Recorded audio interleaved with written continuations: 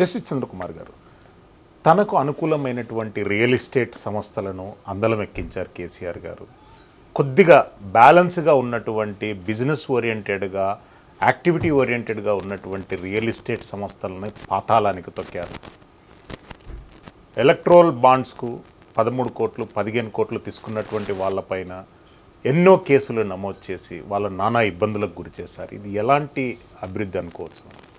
ఒకటండి, ఏంటంటే మొదటి నుంచి కూడా ఒక అభివృద్ధి అనేటటువంటి విషయం లోపల వీళ్ళ దృక్పథము, వీళ్ళ ఆలోచన, వీళ్ళ ప్లానింగ్ అంతా కూడా ఇది చేస్తే ఇది ఎన్ని కోట్ల ఎస్టిమేషన్ పెంచాలి. దీనిలో కాళేశ్వరం ప్రాజెక్ట్ కావచ్చు, సెక్రటరీ కన్స్ట్రక్షన్ కావచ్చు, లేకపోతే పోలీసు కమాండో బిల్డింగ్స్ కావచ్చు, లేకపోతే ఇన్నోవా కార్లు కొనడం కావచ్చు, ఎనీథింగ్ దీని ఈ యొక్క డెవలప్మెంట్ను చూపించే దానిలో ఏంటంటే లార్జ్ స్కేల్లో మనం ఇన్వెస్ట్మెంట్స్ చేయడానికి, అమౌంట్స్ అవుతుందో రిలీజ్ చేయడానికి అనుకూలంగా ఇక్కడ ఉంటుంది. దేనిలో ఎక్కువ మనకు కమిషన్స్ వచ్చే అవకాశం ఉంటుంది.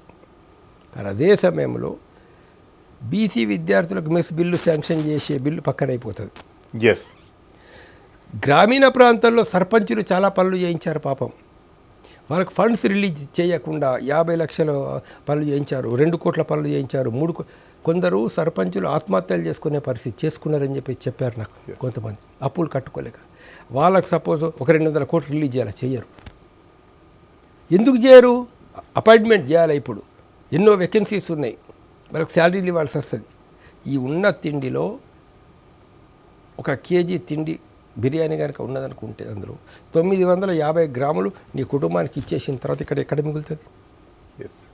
కాబట్టి ఏమైపోయిందంటే చిన్న చిన్న వాళ్ళకు శాలరీలు ఇవ్వడానికి కూడా గవర్నమెంట్ ఇబ్బంది పడ్డ పరిస్థితులు ఉన్నాయి అన్నట్టు. ఇది నువ్వు కొని తెచ్చుకున్నది. ఒకప్పుడు మిగులు రాష్ట్రం ఉన్నటువంటి తెలంగాణ రాష్ట్రానికి అప్పుల రాష్ట్రంగా తయారైంది. ఎన్ని లక్షల కోట్లు, 4 లక్షల కోట్లు, 4.5 లక్షల కోట్లు అప్పులను తీసుకొచ్చి కార్పొరేట్ పేర్ల మీద కూడా అప్పులు తీసుకొచ్చి, అంటే ఎక్స్టర్నల్ 4.5 కోట్లు, ఇంటర్నల్ ఇండియన్ సోర్సెస్ నుండి 12 లక్షల కోట్ల రూపాయల అప్పు ఇప్పుడు తెలంగాణ